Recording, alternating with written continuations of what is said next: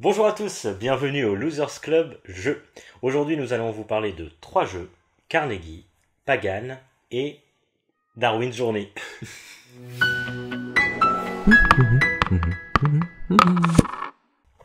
Du coup, on commence avec Carnegie, qu'on a ici. Un jeu de Xavier Georges illustré par Yann O'Toole, le graphiste. Le graphiste. Donc, qui a le bénéfice de rendre les jeux très clairs, Ouais, mais peut-être un peu froids. moi j'adore. En tout cas, voilà. Pour Carnegie, J'aime la ça rend froideur. super bien dans Carnegie parce que c'était un industriel américain Mm. dans le XXe siècle. Et ça rend super bien cette ambiance de. Je sais pas. C'est le rêve, c'est le rêve américain, Ouais, gagner de l'argent. C'est ça. Parce que c'est pas si froid que ça, c'est un peu coloré, Mm. c'est un peu bleu, c'est un peu bleuté quand même. C'est juste très droit, très symétrique, très... Tout est prévu pour que tout rentre bien, il n'y a pas de Ouais. fioritures. Ouais, ouais, pour la charte graphique, moi je trouve ça extraordinaire. Et la couverture, elle est assez jolie, même si bon, voir un vieil homme blanc, Un vieil homme blanc. c'est toujours sympathique. Cisgenre hétérosexuel. Donc Carnegie, du coup, on a... J'aime pas voir des gens. On a 20 tours, qu'on joue à 2, à 3 ou à 4. Ça se passe en 20 tours, et à chaque Ouais. tour, on va faire un type d'action qui va nous permettre de nous développer, de nous étendre sur la carte, ou de gagner de l'argent, de continuer de nous développer, en fait, voilà. Ouais, c'est totalement du Il y a développement. un système de prévision, je trouve, Mm. où comme c'est un joueur qui va choisir l'action que tout le monde va faire. Ouais, ça c'est Alors cool. à deux, ça va parce qu'on alterne, donc tu peux quand même plus ou moins anticiper ce que T'as l'autre va plus de choisir, contrôle. un peu te coller à lui Mm. aussi. Mais à 4, le temps que ça revienne à toi, que tu choisisses l'action, il faut que tu sois sûr que tu vas subir chaque action des autres, subir entre guillemets, et du coup que tu dois prévoir ça. Donc ça se passe comment? Les 4 types d'actions, c'est se déplacer dans le but de préparer les autres actions. Ouais, donc on a un plateau avec notre entreprise Ouais. et on a des petits bureaux. Et en fait, pour faire chaque action, on a nos petits bureaux que l'on a de base et aussi certains qu'on va construire peu à peu. C'est ça. Et donc du coup, au début, on a tous les mêmes bureaux, donc les mêmes pouvoirs, les mêmes fonctions. Et au fur et à mesure, ça va devenir plus asymétrique quand chacun va construire un bureau différent, va y envoyer ses petits meeples. Et du coup, chaque action va être boostée différemment pour chaque personnage. Au bout d'un moment, on fait toujours un peu la même chose, Ouais. mais De manière différente quand même. de manière très différente. Ouais. Avec vraiment des niveaux, certains ils vont envoyer des gens et ils vont gagner plus d'argent, d'autres moins, mais ils vont faire plus de choses. Donc vraiment un côté asymétrique quand même assez important quoi. Ouais. Du coup, le déplacement, dans le but de préparer les autres actions. Le développement, pour développer d'une part sa capacité à construire Ouais. des villes, et d'autre part sa capacité à avoir des revenus sur le plateau. Mm. Et après, construire des villes, donc les villes qu'on aura développées, on peut les envoyer pour les construire sur le plateau commun. Là, il y a un système aussi il y a un système déjà de bien construire pour faire des liaisons, et aussi de gêner l'autre aussi. On se gêne Ouais. un peu quand même, Oui. n'est-ce pas? Ouais. Oui, parce que le but c'est de faire un long chemin entre des villes importantes des États-Unis et parfois on peut pas prendre le chemin le plus rapide, on est obligé de faire un petit détour, mais quelqu'un peut-être va nous bloquer dans le détour et Ouais. du coup on a du mal à faire un peu les C'est connexions ça. et ça c'est Ça assez reste quand rigolo. même assez gentil de manière générale, je trouve. Ouais, oui. Mais tu C'est pour ça peux, que je l'aime bien. une fois ou deux, bloquer quelqu'un, ou pas forcément le bloquer, mais des fois juste le gêner Ouais. suffisamment pour qu'il perde 2-3 tours et que... Ah Mhm. Voilà. Donc ça, c'est intéressant. Et puis voilà. Qu'est-ce que je voulais dire? En termes de game design, moi je trouve que c'est très enrobé sur lui-même. C'est très clean, très propre. Et du coup, comme on disait avec l'illustrateur Yann O'Toole, C'est ça rend parfait, le truc ouais. encore plus clean. Ouais. C'est presque trop clean. C'est ouais. Parce que Ouais. du coup, toutes ces actions, elles sont imbriquées et du coup, ça donne enfin, voilà, on y voit très clair. C'est un peu dur à expliquer au début, puis au final, ça devient très clair quand tu commences à jouer. Et Ouais, très satisfaisant. il y a vraiment ce côté où ça peut être satisfaisant, mais ça peut être il y a un petit côté frustration non plus. C'est-à-dire que ça reste quand même un jeu expert où, par exemple, si on n'a pas bien prévu les actions, il peut arriver que quelqu'un choisisse une action où on peut rien faire. Et ça, c'est bon. Normalement, c'est les premières parties qui peuvent se passer comme ça, mais après, au bout d'une certaine partie, on commence à se dire, bah, je vais pas vider ce bureau, je vais en garder quelques individus. C'est le piège toujours de se dire, bah, je le vide parce que j'ai plus rien à faire là. Et en fait, quelqu'un refait cette action et là, on peut rien faire. Et ça peut être frustrant. Et ça, j'aime bien ce côté un peu presque un peu, faut avoir le cul un peu entre deux chaises à chaque fois. L'agilité, on va dire, l'adaptation, c'est un peu un jeu d'adaptation des fois. Et ça, j'aime bien ce côté-là où tu te dis, ah, peut-être il va faire ça. Parce que du coup, tu dois regarder vraiment le plateau des autres pour voir est-ce qu'il a laissé des ouvriers là ou des trucs comme ça. Ouais, c'est ça, moi j'aime beaucoup ça. Et ça, c'est une interaction. Et il y a un côté aussi, du coup, des fois, t'aimerais bien envoyer des ouvriers sur une action et que ce soit une action de fou. Mais en fait, comme t'es obligé d'en laisser un peu sur d'autres au cas où, bah ça rend les actions un peu plus moyennes. Tu vois, il y a un côté où tu peux pas vraiment booster une action de fou parce que sous peine d'avoir une action pourrie juste derrière, quoi, juste à côté. Ça, je trouve ça très marrant. Et non, bah du coup, à 2, à 4, on a trouvé ça bien. Je pense que c'est mieux à 4 en général parce qu'on va se bloquer plus. Mais à 2, il y a quand même ce côté satisfaisant où c'est vraiment ouais, c'est chacun son tour et tu peux vraiment faire des trucs aussi où tu peux booster une action un peu plus. Moi j'aime les deux configurations, je les aime bien. À 3, on n'a pas essayé à 3. Non, à 3 non. À 2 et à 3, il y a un petit setup de trucs neutres que moi je trouverais plutôt embêtant dans un jeu en général. Bon, ça passe, ça se fait vite, mais du coup c'est histoire de simuler un peu plus de restrictions. Donc c'est le seul truc qui change en termes de setup, de donner des restrictions sur les dons, parce qu'on peut aussi faire des dons pour avoir des points, mais aussi sur la map, pour que ce soit pas trop open bar la map, quoi, surtout. Donc pour simuler la présence d'un troisième joueur ou d'un quatrième joueur, qui se sera déjà mis là depuis le début, quoi. C'est ça. Donc c'est juste pour que ce soit plus restrictif. Mais du coup à 4, t'as plus l'impression de jouer au plein potentiel du jeu. C'est ça. Où c'est plus ouvert du coup, parce que tous les dons sont ouverts et toutes les vides sont ouvertes, et donc du coup quitte à être plus perdu, mais au moins tu peux tout faire. Voilà. Alors qu'à 2, il y a un côté, bah si les dons sont bloqués sur telle région, du coup t'as moins envie d'aller construire dans cette région parce que tu pourras pas faire le don qui va avec pour gagner plein de points. Alors ça, je trouve ça un peu embêtant en vrai. Oui. Mais c'est une autre manière de réfléchir, je trouve aussi. Genre c'est une analyse de plateau que j'aime bien faire quand on a joué à 2, de dire ok, les dons sont bloqués là, cette ville est bloquée là, du coup voilà ce que je vais faire, tu vois. Mais bon, c'est un peu dur de même en ayant un plan en tête, ouais, ça se passe pas toujours bien. Ça se passe pas toujours bien.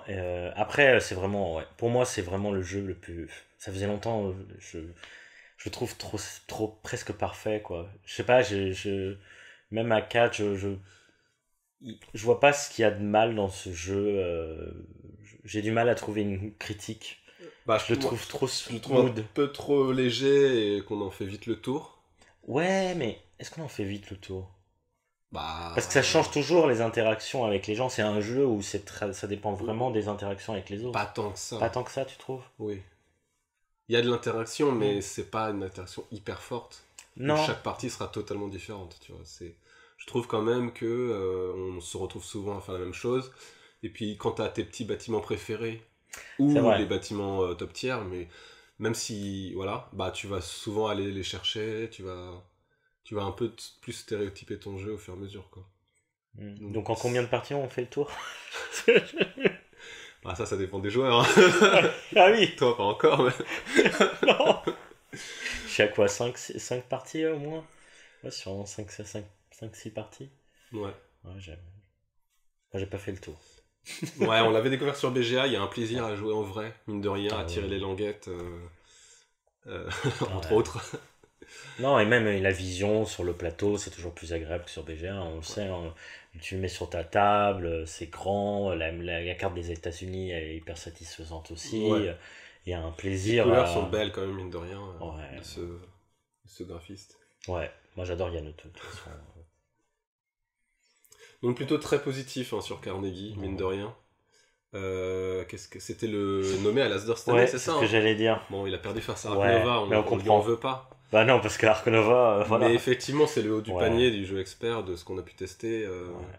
c'est clean et c'est une super porte d'entrée aussi Ouais. dans les jeux experts, je Même trouve. si c'est difficile à expliquer, quoi. C'est un petit peu difficile à Un peu expliquer, difficile mais à en expliquer, guidant un petit peu. Les trois premiers tours, j'ai l'impression qu'on peut, ou dès que tu as fait le tour de toutes les actions, on va dire, Ouais. tu peux comprendre facilement. Mais c'est vrai que j'ai été choqué par le fait que ça peut être assez difficile à expliquer. Mais bon, c'est quand même, ouais. C'est une bonne porte d'entrée, ouais. Pour Ouais, les jeux experts. très bon jeu. Voilà, Carnegie. Et maintenant, on passe à Pagan. Pagan. Alors cette fois dans Pagan, nous sommes, c'est un jeu de duel où il y a un sorcier et un chasseur. La sorcière, elle va faire un rituel pour je ne sais pas quoi, mais elle doit faire un rituel. Voilà. Et le chasseur, il doit chasser. Délivrer les forces du mal Voilà. sur la terre. C'est Je ça, ne sais oh, et appeler le Cthulhu. Non, alors que le chasseur, lui, il doit tuer la sorcière. Alors pas la sorcière, il doit tuer le villageois où se cache la sorcière. Parce que du coup, la sorcière va tirer une carte au début du jeu parmi tous les villageois et la sorcière est ce villageois-là et son but va être de faire un rituel avec ce villageois-là. Donc il y a 9 villageois. Voilà. Il y a 9 villageois, il y a en fait une sorte au milieu, il y a un plateau avec les 9 villageois qui vont faire des actions différentes. Et en fait, c'est ça le jeu, c'est que globalement, on va jouer des cartes et on va surtout aller poser des jetons qui sont une sorte de pose d'ouvrier pour chaque joueur, donc la sorcière ou le chasseur. On va aller dans les différents villageois pour faire une action particulière et ensuite rajouter aussi plein de jetons qui vont permettre pour la sorcière de faire des rituels et pour le chasseur de tuer des villageois, globalement. Et le jeu va être en fait un va-et-vient entre le chasseur et la sorcière pour la sorcière faire son rituel, pour le chasseur tuer le villageois. Bon, il y a d'autres manières de gagner, hein, mais c'est globalement, je pense, les deux manières principales pour les deux de gagner. Et je trouve ça, ouais, c'est plus compliqué que... En fait, non. Quand j'ai lu les règles, j'ai fait waouh, j'ai du mal à comprendre. Et en fait, en y jouant, je me suis dit, en fait, c'est pas si compliqué que ça. Non, ouais. Mais les règles sont plutôt plus complexes que. Mais elles sont très explicatives et tout ça. Et en tout cas, dans l'esprit, c'est très simple. C'est très simple. On fait les actions des personnages et puis c'est quasiment tout, quoi. Et on joue des cartes de notre main. Ouais. Mais il y a des petits trucs, moi, que j'avais toujours du mal à retenir, du fait, à partir de 3, alors je peux débloquer un et... Ouais, alors c'est plutôt bien fait parce que le plateau il est plutôt explicatif, aussi, mais moi ce que j'ai du mal c'est le vocabulaire et l'iconographie aussi. Il y a vraiment des symboles entre un symbole corbeau et un symbole, c'est le symbole familier et un autre symbole, j'ai du mal à voir quel symbole c'est. Et il y a une liste de symboles et j'ai trouvé ça un peu trop lourd en iconographie.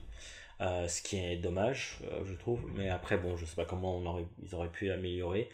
Mais c'est un peu dur d'adaptation au début. Les premières parties, l'iconographie peut être lourde.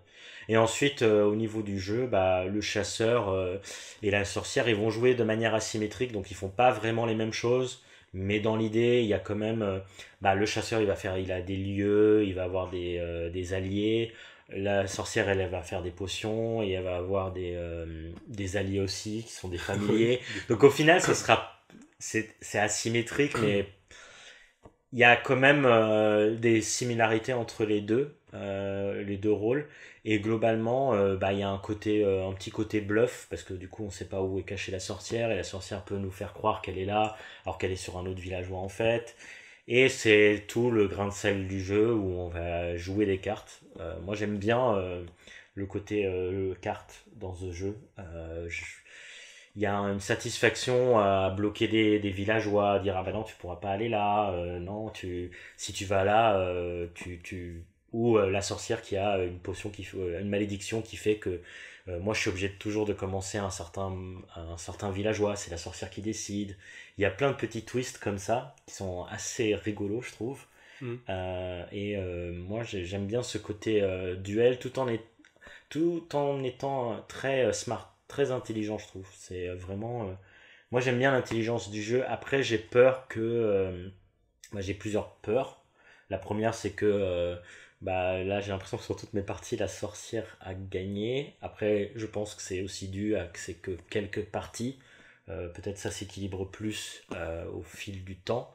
Ma deuxième peur, c'est que ça se renouvelle pas assez. Et c'est pour ça que quand je vois le nombre d'extensions qui sont prévues, bah, ça m'effraie un peu parce que moi j'ai un peu peur du côté où tu vas devoir acheter plein d'extensions pour faire du deck building et la construction de deck, et ça me Ouais, parce que du coup, on a chacun notre deck, ouais, c'est le ça, sorcière ouais. et le chasseur. Et il y a une ressource pour poser les cartes. Donc, il y a une sorte de mana, quoi. Je sais plus comment ça s'appelle. C'est l'influence. L'influence. Mais du coup, ouais. Moi, j'adore le côté abstrait du jeu. Dans les jeux de déduction, moi, j'ai beaucoup aimé La Bête, Mr. Jack. J'aime bien ce côté, et il y a vraiment ces côtés asymétriques où on se cache derrière un personnage et on traque, enfin un des deux personnages traque l'autre et l'autre essaye de survivre assez longtemps. Et en l'occurrence là c'est pour faire un rituel, mais voilà. Mais après il y a le côté carte qui rend le jeu très carte finalement. Ouais. Avec du coup cette ressource. Et là j'aime moins. Ouais, t'es pas très jeu de cartes. Je suis pas très jeu de cartes, je suis pas très... Puis cette ressource, c'est... Comme on a déjà parlé de Radlands, où la ressource c'est l'eau, mais au final on a toujours 3 eaux, ou 5 au maximum. Mais voilà, ça reste très concis, et à chaque tour on a 3 eaux. Alors que là, il y a vraiment ce côté ressources que tu accumules de tour en tour, que tu peux économiser, tu peux monter à 12, tu peux jouer des cartes très fortes qui valent 7. Mais voilà, et quand tu retombes à 0, enfin en fait, tu as un management de la ressource beaucoup plus puissant. Ouais. Et du coup, un management de sa main aussi plus important, de la pioche et de jouer les cartes dans le bon ordre. Oui. Et aussi, moi j'étais contraint par les cartes sur notre dernière partie. Mes cartes me plaisaient pas en fait. Donc je savais pas quoi faire. ouais, mais ça, je pense que ça peut être un problème. C'est vrai que après, j'ai peur que ça soit un peu limité, effectivement, au niveau des cartes. C'est pour ça qu'il y a des extensions. Et j'ai peur de faire trop vite le tour, même si pour l'instant j'ai gagné aucune partie. Donc déjà, quand je gagnerai, je ferai le tour. Après, j'ai l'impression qu'il y a des côtés... J'ai joué la sorcière... Si, j'ai gagné en tant que sorcière, oui. J'ai joué la sorcière et j'ai l'impression que c'était plus sympa la sorcière que le chasseur. J'ai plus de mal avec le chasseur. J'ai du mal à jouer des... Parce que des fois, par exemple, on peut installer des lieux ou avoir des alliés. Et moi, ça m'est arrivé où j'ai pas pu installer des lieux pendant toute une partie. Parce que j'avais pas de lieu. J'avais pas tiré de carte lieu. Et du coup, c'est vrai que c'est un peu bloquant. Et c'est peut-être... Ouais, c'est un défaut quand même, je trouve. Est-ce que c'est à cause du nombre de cartes parce qu'après du coup peut-être on peut construire son propre deck et ouais, c'est ça le truc. C'est ça, et après tu te dis moi j'ai envie de jouer le lieu et ça c'est l'étape où même moi j'ai pas envie de rentrer dans ça quoi. Moi j'avais essayé Arkham Horror à Arkham qui est une construction de deck assez classique qu'on connaît et c'est vrai que j'avais quand même un petit plaisir à construire les decks, mais moi là, déjà j'ai pas des gens pour jouer en duo avec des constructions de decks avec des gens. Donc déjà toi, beaucoup jouer, beaucoup jouer à deux comme ensemble, avec la même personne. Voilà, où t'as envie de construire les decks et tout ça. Se connaître un peu et tout ça. Donc je pense que c'est plutôt un jeu pour des gens qui ont envie sur le long terme peut-être de s'investir sur le long terme. Je sais pas si au bout de quelques mois, j'en aurais marre de Pagan et je le sortirai jamais. Ouais, on n'a pas dit que la DA était super belle. Contre, c'est beau. C'est trop beau. J'aime trop le design. Il y a un côté moyenâgeux qui rentre bien dans le thème aussi. J'aime bien. Après, c'est un thème que j'affectionne beaucoup, le truc sorcière, très un peu Lovecraftien. Bon, moi je vois du Lovecraft. Si, rituel, l'influence. Le rituel et l'influence, c'est très. Ça fait un peu penser très Lovecraftien quand même. Ouais, vraiment. Donc, je sais pas, j'aime beaucoup. Le côté un peu comme. Les villageois, ils sont tous très caractéristiques aussi. Ouais. Les villageois, j'aime bien aussi. Et du coup, on n'a pas dit que c'est des parties d'1 heure quand même. C'est des grosses parties. C'est des grosses parties. C'est vrai que c'est pas un jeu rapide. Tu te dis pas on fait un petit Pagan, non. Tu te dis pas un petit Pagan. Mais ouais, Bon, c'est quand même bien. Et moi, je trouve qu'il y a une originalité assez folle quand même. Le côté un peu pose d'ouvrier sur les villageois pour faire des influences. Je trouve ça original. J'ai pas vu ça dans beaucoup de jeux. Et au niveau du bluff, c'est léger. Je trouve pas que c'était le truc qui me faisait peur. J'avais peur que le bluff soit trop important dans ce jeu et que du coup moi je suis nul en bluff donc j'aurais pas aimé.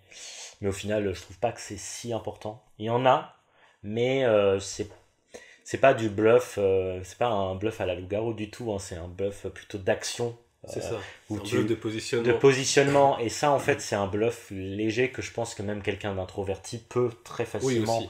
le faire et ça j'aime bien. Voilà.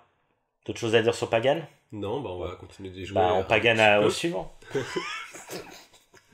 Et le suivant, bah, le dernier jeu de la sélection, c'est Darwin's Journey. On finit toujours avec le jeu dont on n'a pas la boîte, c'est fait exprès. Ça sort très bientôt, ça sort en avril dans les magasins. Les Kickstarter sont déjà arrivés il y a 2 mois, je crois, donc du coup j'ai eu l'occasion d'y jouer. Et il y en a de la chance. Ouais. 4 parties quand même, hein, déjà.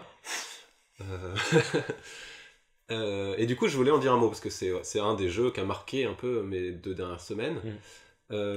Qu'est-ce que c'est? C'est un placement d'ouvriers. On commence avec 4 ouvriers et puis on peut en débloquer un 5e.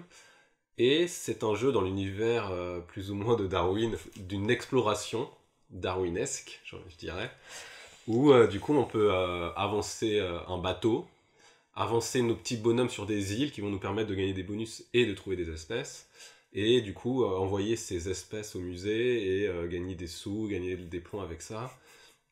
Voilà. Après, d'entrée de jeu, on peut dire que le thème, moi je trouve qu'il est un peu léger sur le côté Darwin. Je trouve ça très très léger quand même. Et tout n'est pas justifié, surtout. Ça fait comme si Darwin était intéressé que par l'argent. Il pourrait y avoir de ça. L'argent est une ressource très tendue dans le jeu. On a Ouais. vraiment, voilà, on est souvent en galère d'argent. Mais voilà, de la part de Luciani qui a fait quand même Barrage, où dans Barrage, tu as vraiment l'impression que toutes les actions, elles sont cohérentes avec le thème. Là, il y a des actions, voilà, elles sont un peu mitigées, quoi. Les autres types d'actions, du coup, c'est développer, acheter des seaux qu'on va poser sur nos ouvriers et rendre nos ouvriers plus puissants. Tu vois, typiquement ça, je vois pas ce que ça fait dans le thème. Je vois pas, j'arrive pas à le justifier dans le thème. Mais c'est des copies de Darwin, les ouvriers? Bah, non, ça doit être ses petits, ses sous-fifres, ses assistants. Et donc du coup, en fait, avec les seaux, on va aller développer les ouvriers, donc ils peuvent avoir 4 seaux, 5 seaux, 6 seaux, qui sont de couleur, et qui vont permettre d'aller débloquer des emplacements du plateau. Ça, je trouve ça hyper intéressant, c'est vraiment super fort, mais ça demande énormément de programmation. Ça demande de se dire, ok, lui, je vais le spécialiser dans la marche, par exemple, donc je vais avoir besoin d'au moins 3 seaux verts, et du coup, après, ça te demande de dire, ok, bah lui, il est trop fort pour marcher, donc il faut que je le garde pour marcher. Donc en fait, ça t'oblige aussi à programmer, te dire, ok, lui, il va aller marcher. Du coup, avant, il faut que je fasse ça. Lequel j'envoie, du coup, tu vois? C'est un des rares jeux où tes ouvriers sont asymétriques. Ah ouais, où tu crées... Vraiment, dans un jeu d'ouvriers, bon bah tu prends n'importe lequel et tu l'envoies, tu vois. Waouh! Ah ouais, Bah c'est assez fou. Ah ouais, j'ai jamais entendu parler de ça, moi. Ouais. Moi, j'adore cet aspect-là. Je trouve vraiment ça fou. Bon, dans la version Kickstarter, les seaux, ils ont essayé de faire un truc en caoutchouc plastique qui est super chiant à manipuler. Et tu le colles sur Dans la le... version retail, c'est juste des trucs en carton Ah. et j'ai l'impression que c'est mieux. Bon, on verra. Mais voilà. Du coup, ça, c'est la première chose que j'ai trouvé super. Et voilà, et après, il y a pas mal de petites mécaniques, quand même, de petits modules. Il y a des petits bonus à aller chercher avec une sorte de mini-majorité. Il y a des trucs comme ça. Il y a beaucoup de sortes dans tous les sens, non? Il y a beaucoup de choses, c'est un peu overwhelming, non? Après, le plateau, de base, ne change jamais. Ok. À part, du coup, le positionnement des espèces sur les îles. Donc, chaque partie, ça change. Donc, des fois, en fait, les îles, les espèces, il y en a 16. Et elles sont triées en 4 lignes en fonction d'une, genre les animaux, enfin les lézards, les plantes, nanana, les poissons, et en 4 colonnes qui sont des couleurs. Et du coup, quand on te demande une certaine couleur ou une certaine espèce, faut que tu vois où est-ce qu'ils sont sur le plateau, à chaque partie ça change. Des fois, les plantes, elles seront le plus loin possible de toi, donc tu te dis, bon, au début, j'aurai pas de plantes, quoi. Donc, il y a un système d'objectifs où tu analyses un peu ce plateau-là, et il y a quelques actions qui changent à chaque partie, mais pour l'instant, on n'a pas l'impression que c'était des actions très game changer, en fait. Ce qui est un peu dommage. Ouais. Ça change à chaque partie, mais au final, on y va très peu, et on va toujours aux actions de base, que j'ai décrit, marché, bateau, machin. Donc voilà. Donc au final, ça change pas beaucoup de chaque de partie en partie. Par contre, il y a énormément d'interactions et de tempo, comme dans Barrage, j'ai envie de dire. Ah. Où pareil, le plateau change très peu, mais... Ouais, mais l'interaction, elle est folle. Mais en fait, il suffit que tu prennes un peu de retard, comme dans Barrage, j'ai envie de dire toujours, que en fait, tu commences à subir, tu subis, t'as l'impression d'avoir toujours un temps de retard, comme il y a un côté placement d'ouvrier, donc c'est quand même chacun son tour. Au bout d'un moment, t'as toujours l'impression d'avoir un tour de retard, 2 tours de retard. Ah, je voulais aller là, quelqu'un y est allé avant, il a déjà livré cette espèce. Et des fois, tu peux vraiment souffrir, vraiment struggle comme ça. Mais ça peut aussi bien se passer. Ou alors tu peux aussi t'en foutre. Oui, tu peux jouer juste pour le jeu. Voilà. Et du coup, tu peux aussi te laisser guider, d'aller sur tes trucs. Mais ouais, voilà. Il y a quand même un côté un peu, une tension un peu, surtout à 4, j'ai trouvé. À 3, j'ai toujours l'impression que j'ai toujours pu faire ce que je voulais faire. Et vraiment à chaque fois. Alors qu'à 4, toujours il y a un peu plus de souffrance. Parce qu'il y a peu de choses qui changent entre 3 et 4. Du coup, c'est bon à savoir, c'est-à-dire que si on veut un jeu moins frustrant, on joue juste à 3. Bah ouais, mais en fin de compte, c'est comme Barrage, hein. Finalement, limite, faut jouer à 2. Si tu veux vraiment pas de frustration, tu joues à 2. Tout en ayant, du coup, un aperçu du jeu qui peut être sympa, quoi. Ouais, c'est super intéressant pour voir les mécaniques, quand même. Super intéressant. Voilà, qu'est-ce que je voulais dire d'autre le thème, ouais, du coup, moi je suis déçu, parce que moi je voulais l'acheter parce qu'il y avait Darwin, mais ouais, non, du coup je vais te le laisser l'acheter. Il n'y a pas énormément de Darwin dans le jeu, c'est pas... Déjà, on dirait qu'il y a des copies de Darwin qui se baladent, qui vont prendre le bateau. Mais bon. Et puis en fait, tu fais quand même des points, quoi. Donc, ouais, je trouve que tu te vois faire des points, ouais. Je trouve. Tu vois pas que tu es en train de... Mais c'est pas le nombre d'espèces, par exemple, c'est pas le truc principal, la collection d'espèces qui va te donner le level de points ou... Non. Non, ouais. En fait, il y a une partie qui n'est pas négligeable, qui est du coup d'envoyer les espèces au musée, qui va faire avancer un multiplicateur de points. Et qui peut aller entre 2 et 6. Donc si tu fais... En général, on arrive toujours à 6. Donc tu fais 6 x 10. Moi, j'ai un multiplicateur de 10. Toi, tu as un multiplicateur de 8. 6 x 8, 6 x 10. Bon, ça, c'est du scoring un peu de fin, où en fait, il y a une sorte un peu coop, parce qu'en fait, si tout le monde y va, tout le monde va scorer.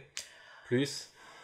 Et ça, à la limite, ça va, parce que c'est un peu dans le thème. C'est un peu... Quand tu le fais, tu vas livrer des espèces. Donc tu te vois moins faire des points, en quelque sorte. Mais il y a toute une partie du jeu où tu fais des points vraiment. On te dit, maintenant c'est 4 points par saut rouge. Du coup, tu vas juste chercher des sauts rouges pour avoir des points. Voilà, il y a un truc un peu anti-thématique des fois. C'est un peu... Voilà. C'est un peu du vernis, le thème, je trouve. Ouais. Mais, surtout que là, il y a plein de jeux sur... plein de jeux. Il y a un autre jeu sur Darwin. Il y en a un l'année dernière. Où la nature, ça marche bien. Ils se sont dit, le thème Darwin. Nature. Et Darwin, c'est encore... c'est le rêve. C'est le rêve américain. C'est le rêve biologique. c'est vrai que c'est une des personnes... Je pense que c'est dans les personnalités les plus appréciées. Les plus connues. Et les plus connues et les plus appréciées aussi. Voilà, donc...